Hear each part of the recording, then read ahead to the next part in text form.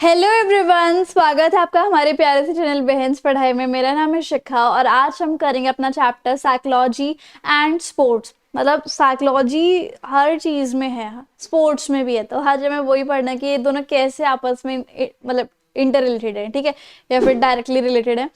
और कोई भी डाउट है तो आप मुझे इंस्टाग्राम पे फॉलो करके डीएम कर सकते हो, और ये नोट्स चाहिए तो आपको टेलीग्राम पे मिलेंगे। दोनों इंस्टा एंड टेली की लिंक आपको डिस्क्रिप्शन बॉक्स में मिल जाएगी, ठीक है। तो साइकोलॉजी क्या होती है? बेसिकली ये होती है हमारे दिमाग की पढ़ाई। क्या होती है? हमारे दिमाग की पढ़ाई। एक स्पोर्ट्स पर्सन का कैसा बिहेवियर है वो भी साइकोलॉजी में ही आता है। लोग कैसे सोच रहे हैं, कैसे एक्ट कर रहे हैं, कैसे फील कर रहे हैं, ये भी साइकोलॉजी के अंडर आता है। हमारी कॉन्शियस, जब हम जागरूक होते हैं, और हमारी अनकॉन्शियस सिचुएशन को भी इसके अंदर आया जाता है, मतलब पाया जाता है। और स्पोर्ट्स साइकोलॉजी क्या होती है? ये भी साइकोलॉजी की ही एक ब्रांच है, जिसमें हम स्पोर्ट्स पर्सन की परफॉर्मेंस को और उसके बिहेवियर को, कि वो कैसा खेल रहा है कंपटीशन के दौरान, कैसा बिहेव कर रहा है ट्रेनिंग के दौरान, कंपटीशन के दौरान कैसा बिहेव कर रहा है, वो आता है स्पोर्ट्स साइकोलॉजी के अंडर। ये स्पोर्ट्स पर्सन का जो बिहेवियर है उसको मॉडिफाई करने की हेल्प करता है, या फिर स्पोर्ट्स पर्सन को ही मॉडिफाई करने की हेल्प करता है, ताकि वो काफ़ी अच्छी परफॉर्मेंस मिल सके उसको, उसके बेटर रिजल्ट्स मिल सके टाइम टू टाइम ट्रेनिंग के साथ, और उसको एक्सेलेंस मिल जाए उसके खुद के स्पोर्ट्स में। अब साइकोलॉजी क्या इंपॉर्टेंस है ये देख लेते हैं। साइकोलॉजी जो है वो प्लेयर्स की पर्सनालिटी, उनकी परफॉर्मेंस को अच्छा बना देती है, उनके बिहेवियर को मॉडिफाई करने के बाद, ठीक है। और उनको प्रॉपर मोटिवेशन प्रोवाइड करने के लिए, फीडबैक प्रोवाइड करने के लिए, परफॉर्मेंस जो है उनको अच्छी करने के लिए साइकोलॉजी की बहुत इंपॉर्टेंस होती है। ये जैसे अगर मान लो किसी स्पोर्ट्स पर्सन की परफॉर्मेंस जो है वो नीचे नीचे जा रही है, डिक्लाइन हो रही है, तो उसको कंट्रोल करना है, चेक करना है ना। लर्निंग रेट कैसा है, लर्निंग कर्व कैसा है, ऊपर जा रहा है, नीचे जा रहा है, ऊपर जा रहा है, और डेवलपमेंट के पैटर्न, पहले इतना डेवलपमेंट था, अब इतना है, कितना विकास हो रहा है, वो सब स्पोर्ट्स साइकोलॉजी में देखा जा रहा है ना। और इट डेवलप प्रॉपर बिहेवियर, कि एक कंपटीशन में आपको कैसे बिहेव करना है, कैसे सारे रूल्स एंड रेगुलेशंस फॉलो करने हैं, वो सब स्पोर्ट्स साइकोलॉजी में होता है। ये प्लेयर को हेल्प करता है कि वो, जैसे कभी कभी प्लेयर्स जो है इतने सारे क्राउड को देखे कि सारा क्राउड मुझे देख रहा है, मुझे कैसे बिहेव करना चाहिए, कैसे एक्ट करना चाहिए, तो ये सब प्लेयर को डील कराना किसके हाथ में होता है? स्पोर्ट्स साइकोलॉजी के हाथ में।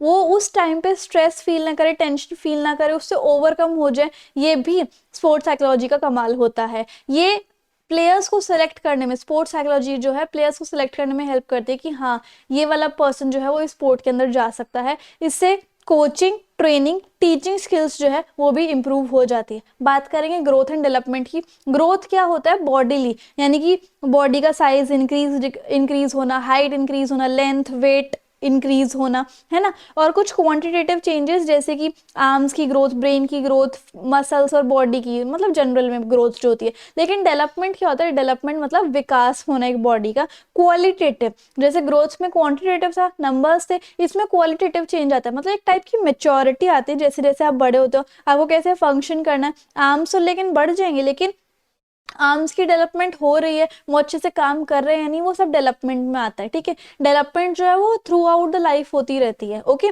अब डेवलपमेंटल की कैरेक्टरिस्टिक्स देख लेते हैं डिफरेंट स्टेजेस ऑफ ग्रोथ पे। जैसे कि सबसे पहले हम इनफैंसी स्टेजेस देखेंगे, ये कुछ स्टेजेस ऑफ डेवलपमेंट होते हैं, तो वो देखते हैं, ठीक है। इनफैंसी स्टेज होती है, मतलब जब एक बच्चे का जन्म होता है और 3 साल तक, उसको हम इनफैंसी स्टेज बोलते हैं। इस स्टेज में ग्रोथ और डेवलपमेंट जो है वो बहुत तेजी से होते हैं, प्रोग्रेसिवली होते हैं। एक बच्चे का अच्छा वेट हो जाता है, हाइट हो जाती है, एक बच्चा बैलेंस बनाने की कोशिश करता है, कॉग्निटिवली भी, मतलब दिमाग के उसमें भी, और मसल्स के उसमें भी, वो कंट्रोल करने की कोशिश करता है अपने मसल्स को। उसके बाद आता है चाइल्डहुड स्टेजेस, जो कि 3 से 12 साल के बीच में होता है। सबसे पहला आता है चाइल्डहुड स्टेजेस में से अर्ली चाइल्डहुड स्टेज, जो कि 3 से 6 साल के बीच में होता है, ठीक है। इसमें क्या होता है? ग्रोथ थोड़ी कम हो जाती है, स्लो हो जाती है। चाइल्ड का जो न्यूरो मस्कुलर डेवलपमेंट है वो होता है। इंटेलेक्चुअल डेवलपमेंट जो है वो स्लो हो जाता है। इंटेलेक्चुअल डेवलपमेंट क्या होता है? बेसिकली रीजनिंग, लॉजिकल चीज़ है वो थोड़ी कम हो जाती है। लर्निंग जो है रिपीट करने के साथ और प्रैक्टिस करने के साथ ही आती है। चाइल्ड को बहुत सारी एक्टिविटीज में पार्टिसिपेट करना चाहिए, लाइट और इजी एक्सरसाइजेस करनी चाहिए। मिडिल चाइल्डहुड जो कि 7 से 10 साल के बीच में होता है, इसमें बच्चे के अंदर फ्लेक्सिबिलिटी आ जाती है, वो स्ट्रेंथ के साथ कोऑर्डिनेट कर पाता है, स्पीड के साथ कोऑर्डिनेट कर पाता है, वो बहुत सारी एक्टिविटीज करता है, जैसे रनिंग, जंपिंग, एक्सरसाइजेस, योगा आसन, इस तरीके से, ठीक है। आप डिफरेंस क्या है ग्रोथ एंड डेवलपमेंट में? ग्रोथ मतलब बॉडीली ग्रोथ होना, like size, length, height, weight में। और डेवलपमेंट मतलब क्या होता है कि हमारी फंक्शनिंग काफ़ी ज़्यादा इंप्रूव हो गई है, हमारी बॉडी का विकास हो रहा है, इस तरीके से। ग्रोथ में क्वांटिटी आती है और डेवलपमेंट में क्वालिटी आती है। ग्रोथ जो है वो एक पार्ट है डेवलपमेंट का, एक स्मॉल पार्ट है डेवलपमेंट का। और डेवलपमेंट बहुत ब्रॉड टर्म है, वाइडर टर्म है। ग्रोथ जो है पूरे मतलब पूरी लाइफ नहीं होती, लेकिन डेवलपमेंट जो है वो एक कंटिन्यूस प्रोसेस है और हमेशा तक होती रहती है। ग्रोथ में क्या होता है कि वो बॉडी में कोई चेंज आ रहा है या फिर बच्चे की बिहेवियर में कोई चेंज आ रहा है। लेकिन डेवलपमेंट में क्या होता है कि बॉडी का सिर्फ बॉडी की ग्रोथ या फिर बॉडी का बिहेवियर नहीं देखा जा रहा, एज अ होल देखा जा रहा है ओवरऑल बॉडी को, है ना। ग्रोथ मे और may not bring development. Growth की वजह से डेवलपमेंट आ भी सकती है, नहीं भी आ सकती है, लेकिन डेवलपमेंट ग्रोथ के बिना पॉसिबल हो जाती है। ग्रोथ जो है वो सेल्स में होती है, लेकिन डेवलपमेंट जो है वो फंक्शनल होती है, ऑर्गेनाइजेशनल होती है ना। उसके बाद डेवलपमेंट का एक और स्टेज बच गया था, लेटर चाइल्डहुड स्टेज, जो कि 11 से 12 साल के बीच में होता है। इसमें ग्रोथ थोड़ी कम हो जाती है और डेवलपमेंट जो है वो बहुत ही ज़्यादा रैपिड हो जाती है ना, बहुत ही ज़्यादा आगे तक हो जाती है। मसल्स जो है उनके अंदर स्ट्रेंथ आने लग जाती है, हमारा न्यूरो मस्कुलर कोऑर्डिनेशन इंप्रूव हो जाता है। इंटेलेक्चुअल डेवलपमेंट भी रिपीट होने लग जाता है, मतलब रीजनिंग, लॉजिकल चीज़ें आने लग जाती हैं, प्रैक्टिस एक्सपीरियंसेस होने लग जाते हैं। और इस स्टेज के दौरान जो बच्चे हैं वो बहुत सारी फिजिकल एक्टिविटीज को करते हैं, ठीक है। अब उसके बाद आते हैं हम एडोलेसेंट स्टेज पे, ये भी डेवलपमेंट का ही स्टेज है। इसमें क्या है 13 to 19 ईयर्स की एज में होती है। ये बहुत like second highest recovery, like second highest growth और डेवलपमेंट का ये स्टेज होता है। पहला इन्फेंसी वाला था। इसमें क्या होता है, हम चाइल्डहुड से मेच्योरिटी में जाते हैं। इस टाइम में हमारे बॉडी के अंदर बहुत सारे हार्मोनल चेंजेस होते हैं, फिजिकल, मेंटल, सोशल, इमोशनल, इस टाइप के। इस स्टेज में हमें बहुत सारी हाई इंटेंसिटी एक्टिविटीज करनी चाहिए, मतलब 1-1 घंटे तक। और इसमें क्या होता है, muscles and bone strengthening activities भी आ जाती हैं। अब हम कुछ बात करेंगे एडोलेसेंट प्रॉब्लम्स और उनके मैनेजमेंट के बारे में। इस टाइम पे बहुत ज़्यादा गुस्सा आने लग जाता है, ओवर कॉन्फिडेंस हो जाता है कि हम जो है कर सकते हैं, बेवकूफ़ बनाना आ जाता है, फ्रेंड्स को ज़्यादा इंपॉर्टेंस आ जाती है, टाइम हम वेस्टेज कर सकते हैं गाने सुनने में, टीवी देखने में, और ड्रग्स एंड स्मोकिंग में हम लग जाते हैं। हम रॉन्ग डिज़ायर्स करते हैं, हमारा कॉन्सेंट्रेशन अच्छे से नहीं हो पाता, हम फैमिली की लिसनिंग को छोड़ देते हैं, हम बहुत खर्चीले हो जाते हैं, ब्यूटी को लेके बहुत ज़्यादा कॉन्शियस हो जाते हैं, एंड अट्रैक्शन, है ना। और हमें स्लीप और रेस्ट भी हम बहुत ज़्यादा इनएडिक्वेटली करते हैं। अब इस एडोलेसेंट प्रॉब्लम जितनी भी मैंने आपको गिनवाई है, जिससे आप काफ़ी अच्छे से वाकिफ भी होगे, तो आप उसका कैसे मैनेजमेंट करोगे? एक तो हमें हेल्थी एटमॉस्फेयर प्रोवाइड करवाना चाहिए, स्कूल में भी, घर में भी, ताकि एक बच्चे की प्रॉपरली ग्रोथ हो सके और डेवलपमेंट हो सके। हमें प्रॉपर एजुकेशन देनी चाहिए बेसिकली, है ना, कि कैसे सेक्सुअल डेवलपमेंट होती है, कैसे कैसे क्या क्या चीज़ें होती हैं, उनके लिए प्रॉपरली एजुकेशन हमें प्रोवाइड करनी चाहिए। हमें मिस्टेक्स चेक करनी चाहिए, अगर बच्ची कहीं पे भी गलती हो जाती है तो हमें उसको पोलाइटली समझाना चाहिए, उसको पनिश या फिर ब्लेम करने की जगह। प्रॉपर यूज़ ऑफ एनर्जी, हम बच्चे की अगर एनर्जी को उल्टे काम की बजाय एक सीधे चैनलाइज प्रॉपरली वे में ले जाए, तो वो काफ़ी अच्छे से फंक्शन कर सकता है। उसके बाद मोड ऑफ एजुकेशन, एजुकेशन के वे से हम जो है उनकी कैपेसिटीज़ को उजागर कर सकते हैं कि उनके अंदर ये क्वालिटी है और वो उस चीज़ में उसको आगे कर सके हैं और आगे कर सकते हैं। और उनके अंदर मोरल वैल्यूज़ प्रोवाइड करनी चाहिए कि क्या हमारे कल्चर है, ट्रेडिशन है, क्या हमारे कस्टम्स है, जो कि हमें फॉलो करने चाहिए। अब देखो कितनी बड़ी बॉल आ गई। ओके, अब हम बात करेंगे कोहेजन, टीम कोहेजन क्या होती है और स्पोर्ट्स में टीम कोहेजन क्या होता है। कोहेजन मतलब कि एक दूसरे के साथ मिलजुल के रहना, ठीक है, कि आप एक दूसरे के साथ अच्छे से फिट टुगेदर हो रहे हो, दैट इज कोहेजन। जब टीम के मेंबर्स जो हैं वो सक्सेस के लिए तो काम करते हैं कि हमारी टीम जीत जाए, लेकिन अगर वो नहीं भी जीतते लेकिन फिर भी उनके अंदर एक मतलब मेच्योरिटी है, एक दूसरे के साथ काफ़ी अच्छे से कोऑपरेट कर रहे हैं, मोटिवेटेड रहते हैं हर टाइम पे, तो दैट इज टीम कोहेजन। और वो बहुत ज़्यादा ज़रूरी है स्पोर्ट्स में, क्योंकि एक दूसरे की मोटिवेशन होते हैं वो लोग। अब टीम कोहेजन क्यों यूजफुल है?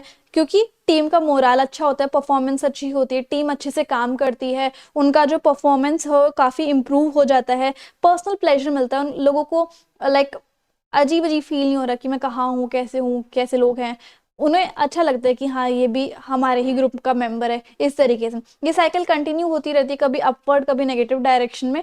और इससे क्या होता है, मतलब कभी कभी मतलब हमें खुशी भी मिलती है, दुख भी मिलता है, लेकिन फिर भी टीम जो है हर चीज़ में साथ रहती है, दैट इज टीम कोहेजन, है ना।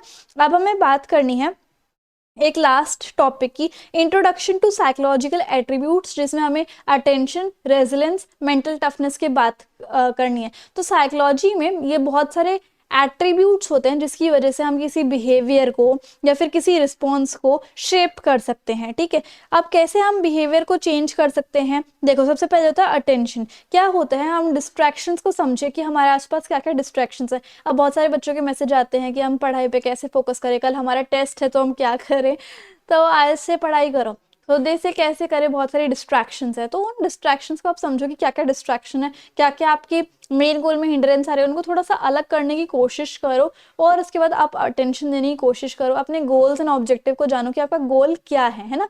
अटेंटिव रहो, तो उससे क्या होगा, आपका जो मेंटली एस्पेक्ट है, प्रोडक्टिविटी है, वो इम्प्रूव होगा और आपके जो गोल्स एंड अचीवमेंट है वो इम्प्रूव हो जाएंगे। अब रेजिलेंस क्या होता है, रेजिलेंस का मतलब होता है कि कोई भी चैलेंज आ जाता है, कोई भी आपके लाइफ में बुरा हो जाता है, एडवर्सिटी आ जाती है, तो आप उससे बाउंस बैक कर जाओ, है ना। लाइफ जो है आपके ऊपर कभी भी ऐसी जो बॉल आपको दिख रही है ना, ऐसी बॉल फेंक सकती है। तो हमें क्या करना चाहिए, इस स्ट्रेस के साथ कोप अप करना चाहिए, इन चेंजेस के साथ अडेप्ट करना चाहिए, हमें अपनी इमोशनल वेलबींग जो है मेंटेन करनी चाहिए। तो रेजिलेंस क्या होता है, लाइक एक नेगेटिव सिचुएशन में भी अपना पॉजिटिव माइंडसेट रखना और अपने एक्सपीरियंस से लर्न करना, सपोर्ट नेटवर्क में रहना और डिफिकल्टीज को अपॉर्चुनिटीज में टर्न करना, ग्रोथ एंड लर्निंग करना। और मेंटल टफनेस क्या होता है, ये मेंटल एंड इमोशनल स्ट्रेंथ होती है जिसकी वजह से हम अपना बेस्ट निकाल सकते हैं अपने अंदर से। हम किसी भी मतलब एडवर्सिटी को, किसी भी बुरी चीज को, नेगेटिव सिचुएशन को फेस कर सकते हैं, उसका प्रेशर हम हैंडल कर सकते हैं,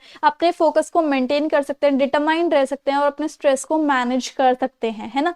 ये मेंटल टफनेस जो है हाई परफॉर्मिंग एथलीट्स में, लीडर्स में, इंडिविजुअल्स में देखा जा सकता है, जो कि अपने गोल्स को अचीव करने में लगे रहते हैं। उनके सामने कुछ भी चीज आ जाती है, वो अपना बेस्ट करने की कोशिश करते हैं, क्योंकि उन्हें वो कंसिस्टेंटली प्रैक्टिस करते रहते हैं कि आज नहीं हो तो कल तो हो गई। उनका एक सेल्फ बिलीव हो जाता है और वो अपने कंफर्ट जोन से निकल जाते हैं। तो बस यही था हमारा छोटा सा चैप्टर। आई होप आपको समझ में आया होगा, मेरा पढ़ाया हुआ, और वीडियो भी काफी अच्छी लगी होगी आपको। If you like the video and the explanation, then please like, share, comment and subscribe the channel. Thank you so much.